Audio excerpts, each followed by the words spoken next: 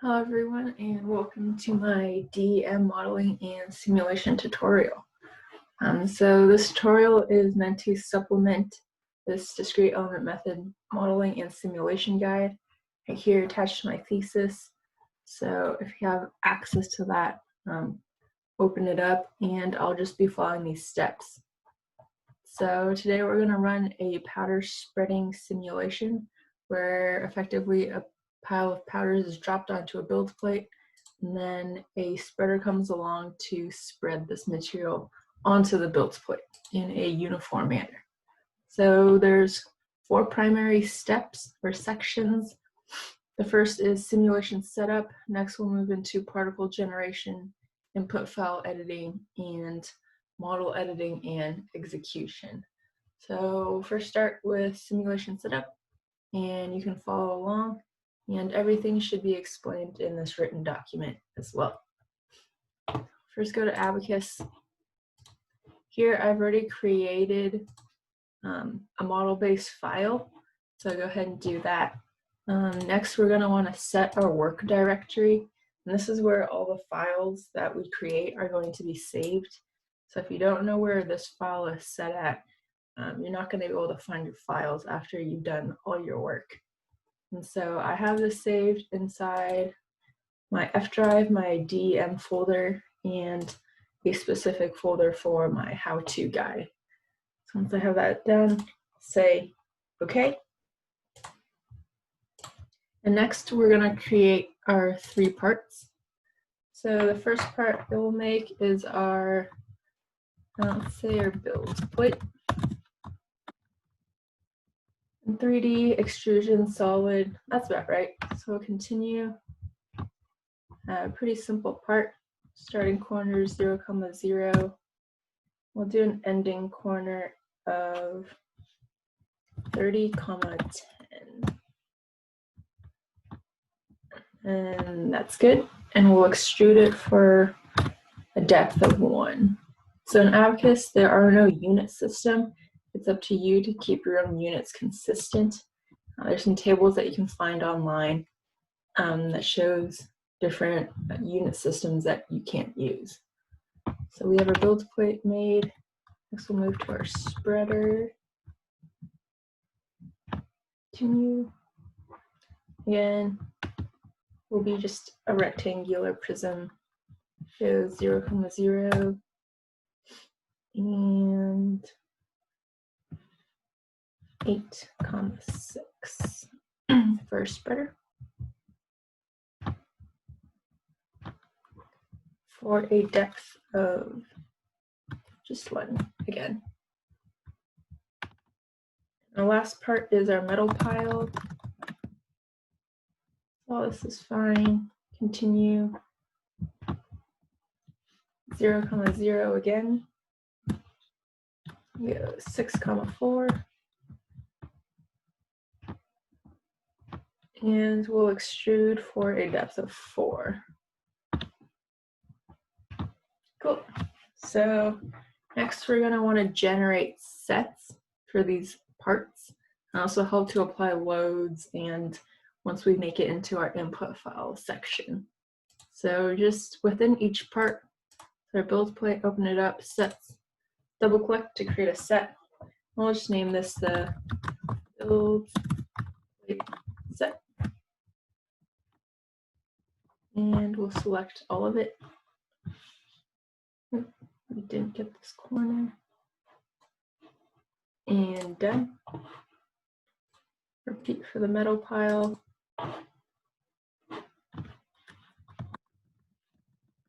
Metal pile set. And that will be all of this geometry. And then our spreader set.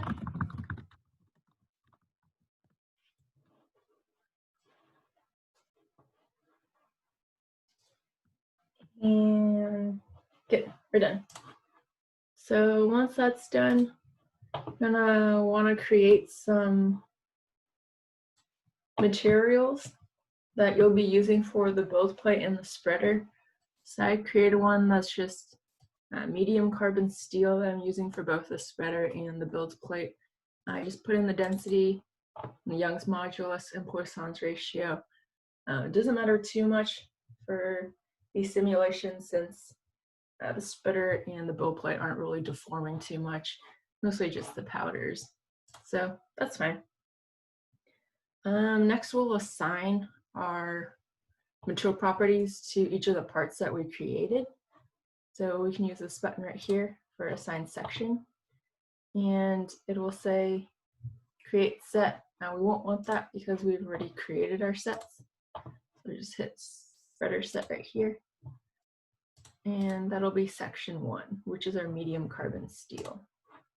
So that's good. I'll turn like a light blue color, which means it's done. We'll do that for all the parts except for our metal pile. So do that for our build plate as well.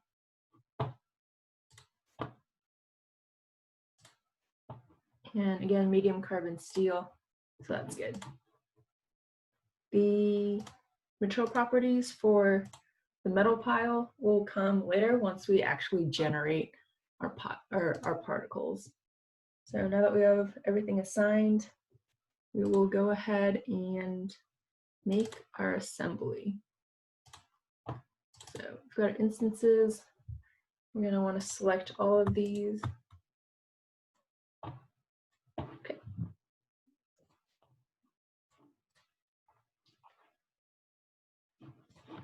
So here, depending on what you're used to for modeling work, I am more comfortable with SolidWorks. And so you can actually change your mouse settings to match that. You go to Tools, Options, View Manipulation, and there's different options here. I like SolidWorks, so that's what I'm using for this. So now we'll build our assembly. Take this part right here, and we'll rotate it. So here's my assembly that's been finished. We have our build plate, our pile of metal powders, and our spreader, all as solids right now. So next, we're going to want to create steps, since this is a dynamic simulation. Go over here to steps. So you have your initial step that's generated automatically, but we'll create our own step here. We'll call it spreader moving. So this is when our spreader begins to move after the initial step. So this is a general dynamic explosive step. Continue. You can put a description here if you'd like. Incrementation. These values can be changed if you'd like. Just make sure this value is turned on. If not, your particles will drop through your different surfaces, and you do not want that. Here you can adjust your time period. This is basically how long you're calculating your simulation for. So we'll just do, say, 4 seconds, just for this example right here. Say, okay. And now we've created a step called spreader moving. And next, we're going to want to check our field output requests. This is where you specify what you want as an output for your simulation. And so you can either select from the list below, select whatever you'd like, or pre-selected defaults. So for DEM simulations, it actually won't calculate a lot of these things for the particles. It will calculate it just for the spreader or for the build plate, but you're usually not too interested in those. So I just leave it as pre-selected, and then I just look at the displacements at the end. So this is fine. You can also say how often you want an output frame. And so our interval here is 20. If you remember, before we set our time step to 4 seconds. And so this is going to calculate 20 frames over our 4 seconds. And so if you want a smoother simulation, we can increase this to, say, 100 frames for the 4 seconds that we are calculating. And so this looks fine. And then we'll just say okay. And then that's done. And then lastly, we will go to meshing our parts. On this step, we only want to mesh our spreader and our build plate. We're going to leave meshing our actual powders for the next step. And so, mesh, oops, we have a dependent part right now. So we have to go to part right here instead of the assembly. We're going to mesh, put your approximate global size. That doesn't really matter too much. We'll just set it at 1 and apply and okay. And then okay to mesh the part. So this is our build plate right here. That's completely meshed. And next we will go to our spreader. And again, we'll just do 1 for simplicity. Apply and okay. To generate the mesh, we'll go here and yes. So if we go back to our assembly, we now have 2 meshed parts and our metal pile is unmeshed. Now we'll look at the second step, or the particle generation step.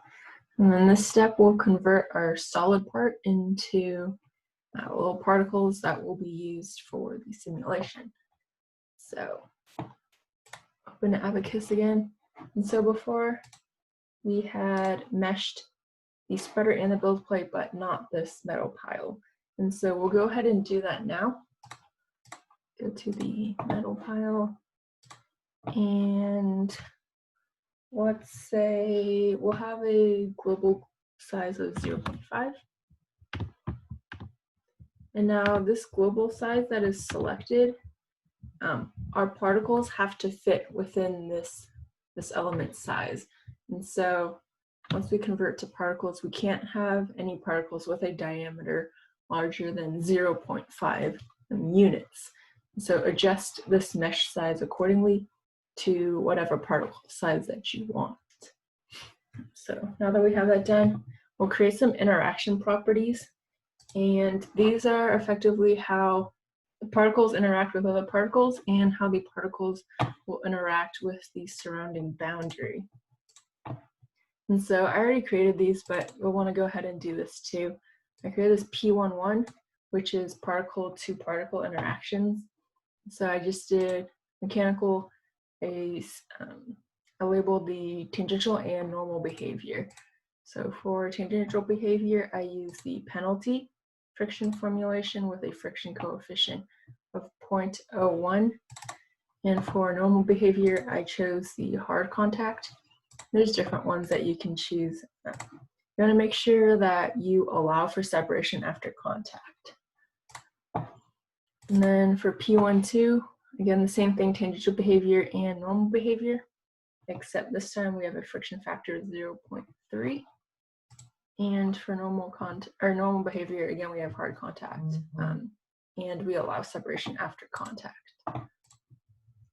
There's that. And so these interaction properties are applied to surfaces that we create. So we're going to want to take care and assign those surfaces while we're still within the user interface. So really important step here, you want to make sure you apply these surfaces within the assembly and not the part themselves. So here we've got surfaces. Looks like I've got 2 left over, so let me delete these and remake them. And so our first surface we'll call master 1. Going to be applied to the geometry. And master 1 is going to be the spreader. So we're just going to select all of the sides of the spreader. And so when the particles come into contact with the spreader, the correct boundary correct interaction properties will be applied. So I think we've selected everything, so that's good. I'm done. We'll create another one, call it master 2. And this will be the top of the build plate right here, just like that. And so those are the two surfaces that the particles could possibly be in contact with: the fronts and the sides of the spreader and the top of this build plate. So now that that's done, we are going to come down here to analysis and jobs, and we're going to create job. So let's rename this first to be, name it example 1, so we can keep track of all the files that we're creating. Call that example 1, jobs. We'll call this exam 2 right here. And we're going to continue, and this is built off of example 1. And we'll do a full analysis. Parallelization, Abaqus doesn't support multiple processors for DEM simulation, so can't select that. And for now, we'll leave these as single, but for our final simulation, we'll want to have more accurate results, and so we'll change these right here. Now that's good, hit OK. So we've created a job called example 2. And here, we're now going to right click and select write input. Let's see. Looks like I still have some other things left over from previous simulation, but that's fine. You should only see this upper part right here, which says the following parts have elements without any section assigned for the metal pile. That's correct, because we haven't assigned any sections for our particles yet. So we'll just hit OK or yes, and it'll say that the job input file has been written to example 2. So that's great. And if you remember where you had set up your work directory right here, this is where you're going to find that input file. So open that up.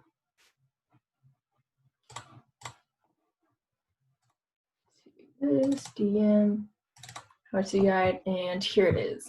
This is our input file.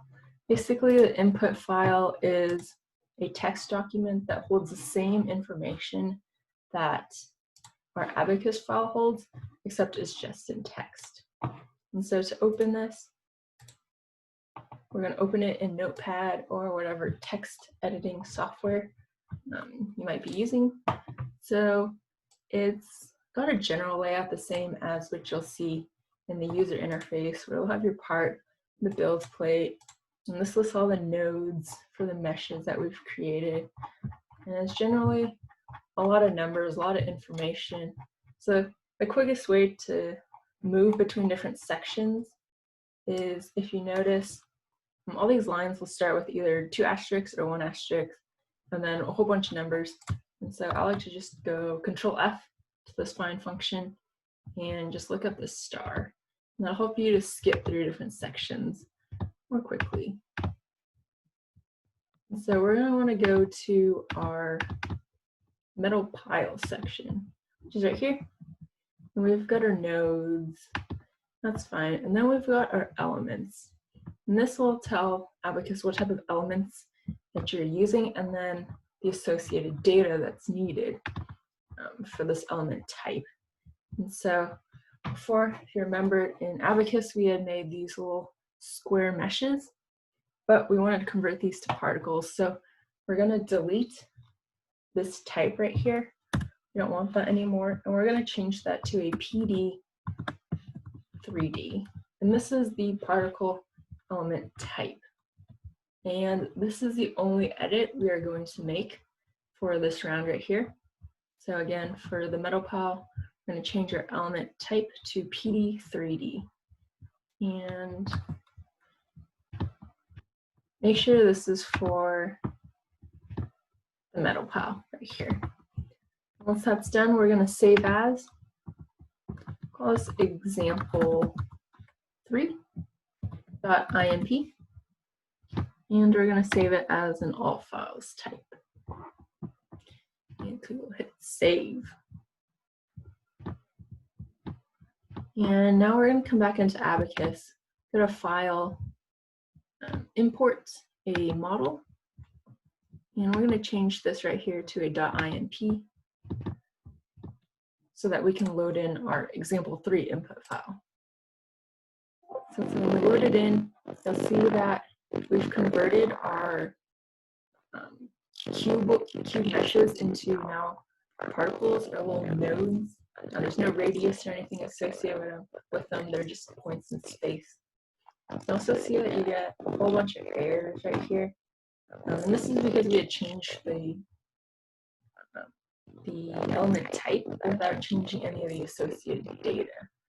And so the easiest way to get rid of all this and to force the correct data is to just create another job again. And we're going to call this example. This is going to be built off of our example 3, which got loaded in earlier. Continue. Fine. Okay. And we'll write another input file. So it's been written right here. So open up example 4 now.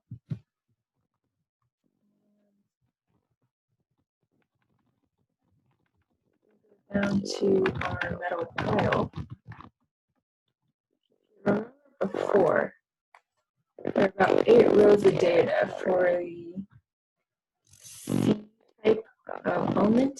And now once we come down to our PD3D section, we only have 2 rows of data, our element number, and this might be the location of where these elements are.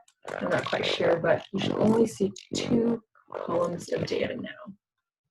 So this is what we want, and that is correct.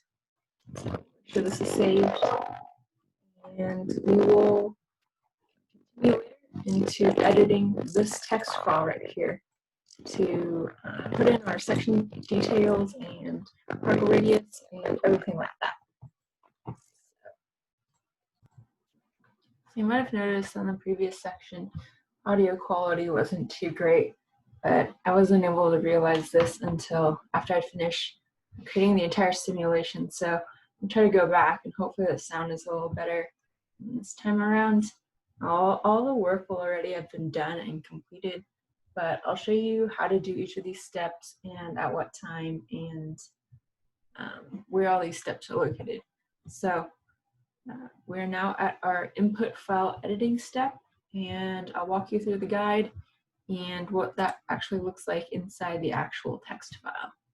So here, we're gonna basically look through this section, and we'll have the lines of code right here that we wanna copy and use, and we'll just place those appropriately within our text file and make any edits that we need to make. And so here it says, now we're gonna generate a new node set, a new element set, and put some of our section properties as well as material properties. And so this is going to go before the end part for our metal pile. So let's find that first. We'll do Control F and to find it. So here it is. And so these 9 lines right here got pasted right here, right before the end part. You want to get rid of any blank lines. That'll sometimes mess you up. As you notice here, these 2 yellow rows are highlighted yellow, and we're going to want to change those right here. We want these numbers to match the numbers above it. So the end sets or the node sets will match up in the L sets, or the element sets will line up as well. And then here, we're going to name our element set DEM1, which is the same as right here. So that's good. We don't care about case, like uppercase or lowercase in the text file. So that is, this is acceptable. And you can put your density, alpha is your damping factor. And this is something we can look at a little bit later. And then on the line underneath, you're going to put just 1 number. And this number is the particle radius size. If you remember in the original mesh, we use a global mesh size of 0.5. And so that means our particle diameter can't be larger than that 0.5. So set a radius at 0.25. You can go a little lower if you want, but you can't go higher. This next line is our discrete elasticity, as well as these two numbers separated by a comma. And this is going to be your Young's modulus and your Poisson's ratio.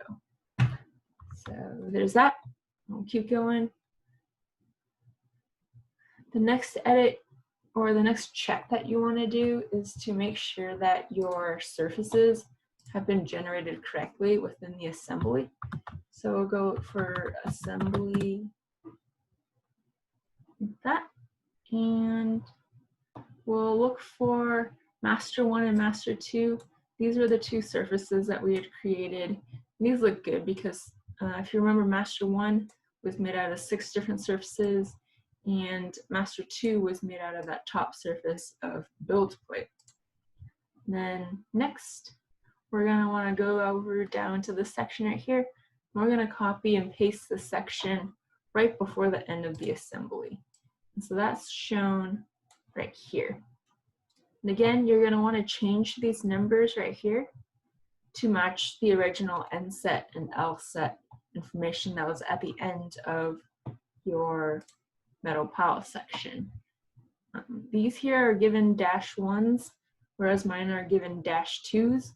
And this is because they have to match this name right here at the top of the assembly section. So yours will probably be -1 if you're starting a new file. Mine right here is -2, so just double check, otherwise you'll get some errors. So once we have that done, we'll move on to some step information. So we've got our step down here.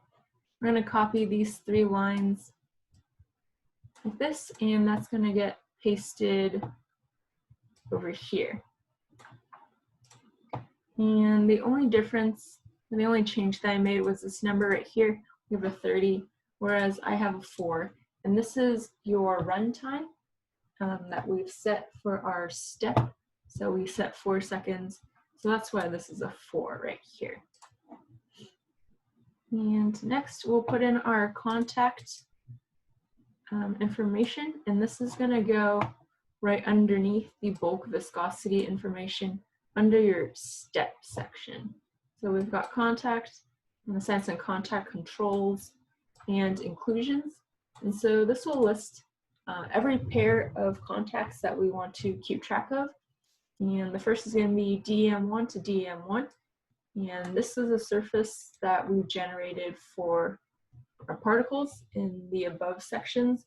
And so this is basically a particle-to-particle interactions. DEM1 to master 2 is a particle to boundary, and DEM1 to master 1 is also a particle to boundary. And then in this next section, we put our contact and property assignments. So this will have each of the above pairs with the associated contact property. So DEM1 to DEM1 is going to be a P11 assignment, and for DEM1 to masters 1 and 2, that's going to be a P12 assignment. And so once that is done, we're going to want to save this. This is example 4. Looks good. Go back to Abaqus. And we will import again, just like last time. Import here. So I've already done that, so I won't do it again because it'll override it. But you're going to input, hit OK, but I will not hit OK. And then you should see something like this. So this is how you'll know it's been done correctly. You'll get some errors at the bottom, but that's something we can fix. Errors that look something like this are good. Anything past this, or if it says you can't find a certain surface or a certain part or element set or node set, then that's going to be a problem with your input file. You're going to want to go through and make sure all your syntax and everything is correct before you proceed to the next section. So that brings us to model editing and execution now. So I'll go over that really quick. So still within example 4, we're going to put our some load boundaries and some boundary conditions. So we're going to go under the moving or spreader moving step. Here we're going to apply one load, and that load is gravity. And that's going to be placed on the metal pile, which is these dots right here. Everything else is kind of cluttering it, but when you select it, you can highlight the sections in viewport, and that's good, so you can check. There's going to be different names for the same node set. Just make sure that the type is node plus element. It should be fine. And we'll have gravity as metric and a negative 9.8 y direction. So next we'll look at our boundary conditions. I fixed the build plate, which is selected down here, to not move in the X, Y, or Z directions. So they're all assigned 0. And then for our spreader, I'm going to give it a velocity of 1 meter per second. And then the other 2 directions are going to be 0. We're going to hit OK. Now, depending on how many models you have loaded inside your larger model right here, you might see some of these things. My particular case doesn't have them, but yours might. So we'll go over it really quick. If you look under interaction properties and you see one that's called default, but all capital letters, you're going to want to delete that one because the uppercase and the lowercase have the same name, and the uppercase one is actually empty. Don't know why it's created when it's loaded in, but it just happens sometimes. And then above here in interactions, you should only have one interaction, and this is your general contact. And this will have 3 items, which are the ones that we created within the text file. So we have DEM1, DEM1, and that's got the property assignment of P11, and DEM1 to the master surfaces is P12. And so this is right. Anything else that's under this section besides general underscore contact, you're going to want to delete that. So now to get rid of this error right here where it says the following keywords / parameters are not yet supported, this is because we made some edits inside the text file that Abaqus doesn't know how to deal with since we didn't make it inside the user interface. And so we'll just make some quick edits just so that Abaqus can realize these changes and then run them. So I'll go to this right here. This is what it looks like. And the first edit, as we see here, is that we're going to have to input our section assignment again inside this edit keywords. So been playing around. These values don't exactly match. You'll see that you might have to adjust these or tweak them a little bit so that your particles don't crash or explode. But after this line right here, you're just going to put add after, and then it'll allow you to type, and then you'll just paste all this information in here. But this is already in here, so we're going to say OK. And the other change that you need to make is our contact information, and this is going to go down here right after our step information. It goes dynamic, explicit, bulk viscosity, and immediately after you're going to go add after and paste all of those lines right underneath. And once that's done, we'll just hit OK. Those changes have been created or have been made. And then we're going to create a new job. Right click. This one is named example 5. So keeping track, we've made 5 different input files or jobs just to get one output. So keep that in mind. It's a quite iterative process. So can't find an easier way to do this. This is just what I found to work the best. So if you were to create it, I'll just make an example right here. We'll say example 6. We're going to base it off of example 4. Here in precision, you can change this now to double. This will get you higher precision in the nodal positions of your particles if you want. It will actually suggest it for you sometimes, or even create an error if you don't change this to double. And then back out in front, all of this looks okay. And you hit OK. That's going to create a job for you right here. And so to submit your job, you just click submit. But I have already done that under example 5, so I'll actually just delete this. And so this is going to run. If it says anything besides running, in the parentheses it says aborted, that means there's something wrong, and you'll see some errors pop up down here. And you're going to have to read those and try to figure out what went wrong. It's usually in the input file or an error inside this edit keywords right here. So once it says it's completed, you can look at the results. If it's still running, you can always monitor, and this will have the total time within the simulation, increment number, CPU time. It's a good way to keep track to make sure it's still running, especially when your simulations take a lot longer and you're not sure if it's still running. This will update, so that's really nice to check on.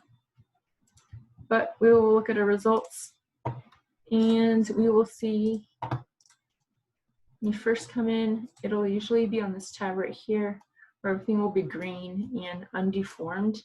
So it doesn't matter what time you're at, 4 seconds or 0 seconds, it'll look the same.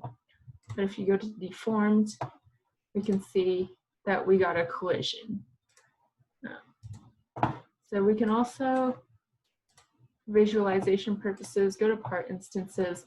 This will make everything not neon green.